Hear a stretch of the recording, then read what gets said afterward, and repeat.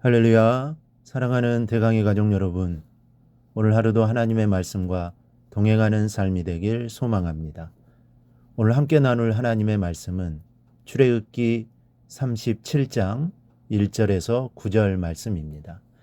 부살렐이 조각목으로 궤를 만들었으니 길이가 2규빗 반, 너비가 1규빗 반, 높이가 1규빗 반이며 순금으로 안팎을 싸고 위쪽 가장자리로 돌아가며 금태를 만들었으며 금고리 넷을 부어 만들어 네 발에 달았으니 곧 이쪽에 두 고리요 저쪽에 두 고리이며 조각목으로 채를 만들어 금으로 싸고 그 채를 궤 양쪽 고리에 깨어 궤를 매게 하였으며 순금으로 속죄소를 만들었으니 길이가 2규빗 반, 너비가 1규빗 반이며 금으로 그룹들을 속죄소 양쪽에 쳐서 만들었으되 한 그룹은 이쪽 끝에 한 그룹은 저쪽 끝에 곧 속죄소와 한 덩이로 그 양쪽에 만들었으니 그룹들이 그 날개를 높이 펴서 그 날개로 속죄소를 덮었으며 그 얼굴은 서로 대하여 속죄소를 향하였더라. 아멘. 하나님의 성막을 지을 때 건축을 주관한 실무 책임자는 오홀리압과 부살렐 두 사람입니다. 오홀리압이 천에 술을 놓고 조각을 하는 일에 힘을 쓴 반면 부살렐은 성막과 성막 안에서 쓰여지는 각종 기구들을 만드는데 특별한 재능을 발휘한 사람입니다. 오늘 우리는 본문에 등장하는 부살렐이라는 사람에 대해 살펴보기로 하겠습니다. 출애굽기 31장 2절을 보면 내가 유다지파 훌의 손자요 우리의 아들인 부살렐을 지명하여 부르고 라고 되어 있습니다. 여기서 지명하신다는 말은 곧 그의 이름을 부르시겠다는 말씀입니다. 그런데 당시 히브리 사회에서 이름이란 그 사람의 전 인격을 지칭하는 말이었습니다.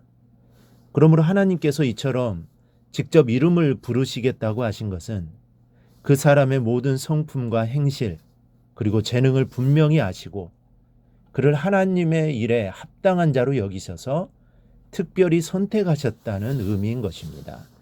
이처럼 하나님께서는 당신의 일을 위하여 아무나 막무가내로 세우는 것이 아니라 하나님의 일에 합당한 자로 인정된 사람을 세우십니다. 그러므로 하나님의 일꾼으로 귀히 사용되려면 반드시 하나님께 인정을 받아야만 하는 것입니다. 하나님은 이 세상을 물로 심판하실 때 유일하게 살아남아 제2의 인류의 조상이 되었던 노아를 보십시오. 그는 결코 아무런 기준 없이 그저 재수가 좋아서 선택된 사람이 아니었습니다. 그가 하나님께 선택될 수 있었던 것은 바로 그가 의인이요 당세의 완전한 자일 뿐만 아니라 늘 하나님과 동행하는 자였기 때문입니다. 그렇습니다. 하나님 앞에서 귀히 쓰는 일꾼이 되려면 먼저 하나님께 인정받는 자가 되어야만 합니다. 바로 이런 자들만이 하나님의 귀한 사역에 동참할 수가 있는 것입니다. 그러므로 우리는 하나님께 우리의 신앙과 행실이 인정될 수 있도록 더욱 힘쓰는 자들이 되어야 합니다. 그럴 때 하나님께서는 결코 우리를 외면치 아니하시고 하나님의 귀한 사역에 높이 들어 사용하실 것입니다. 이처럼 그는 여호와의 성막을 건축하는 일에 특별히 선택되어 부름을 받은 사람입니다. 그리고 하나님께서는 그에게 여호와의 신을 부어주셔서 지혜와 총명과 지식과 여러 가지 재주를 주셨다고 했습니다. 과연 그의 재주는 신기에 가까웠습니다. 하나님이 설계하신 그대로 모든 기구를 만들기에 조금도 손색이 없었습니다. 그는 법궤를 만들었고 속죄소를 만들었으며 진설병 상도 만들고 등대는 물론 숟가락, 잔, 병 등 성스럽게 쓰여질 성물들을 만들었습니다. 이렇게 성막을 짓는 일에 귀히 쓰임을 받았으니 하나님께서 그를 얼마나 기뻐하셨을까 짐작이 갑니다. 여기서 우리가 한 가지 더 살펴볼 것이 있습니다. 부살렐은 훌의 손자입니다. 훌은 여러분이 잘 아시다시피 이스라엘 백성이 아말렉과 전쟁을 치를 때 모세를 보좌하던 사람입니다.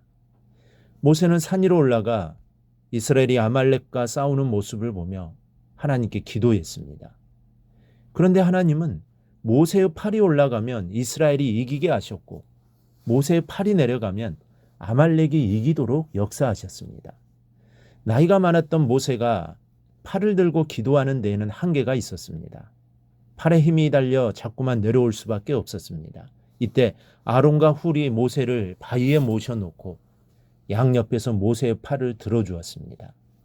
그렇다면 그 상황에서 훌이 모세의 팔을 붙잡고 먼 산만 쳐다보았겠습니까? 아니면 땀과 눈물을 흘리며 이스라엘을 위해 기도하던 모세와 함께 기도했겠습니까? 훌은 모세와 울며 함께 기도했을 것이 분명합니다. 모세가 통곡을 하면 함께 통곡했을 것이요. 모세가 소리를 높여 기도하면 그도 함께 소리를 높여 기도했을 것입니다. 훌은 모세에게 있어서 훌륭한 기도의 동역자였던 것입니다. 그리고 훌이 모세의 팔을 붙잡고 보좌할 정도였다면 그의 신앙이 대단했음을 짐작할 수 있습니다. 바로 그 훌의 손자가 본문에 나온 부사렐입니다. 제가 굳이 부사렐의 할아버지에 대해 언급한 까닭은 믿음의 유산이 전해졌음을 말씀드리고 싶어서입니다. 자손 만대 이르기까지 후손들에게 복을 주시겠다고 약속하신 말씀대로 훌의 손자도 큰 복과 은혜를 입었음을 알 수 있습니다. 그리고 부살렐이 어른이 되어 하나님께 부름을 받고 성막을 짓는 일에 책임자가 되는 일꾼이 되었던 것은 훌과 같은 훌륭한 할아버지의 기도와 믿음이 전달되었기 때문이라는 것을 간과해서는 안 되겠습니다. 여러분, 우리의 믿음은 자손에게 유산되어진다는 사실을 절대로 잊어서는 안 됩니다. 우리가 자녀들을 위해서 흘리는 눈물 한 방울도 헛되지 않다는 것을 기억하시기 바랍니다. 우리의 자녀들에게 기도의 본을 보인다면 그들은 어려움이 올 때마다 기도하며 이 험한 세상을 헤쳐나가는 믿음의 사람들이 될 것입니다. 그렇기 때문에 자손 1000대에 이르기까지 주님의 은혜가 넘쳐날 수 있는 것입니다. 훌을 생각하고 그의 손자 부사렐을 생각해 봅시다.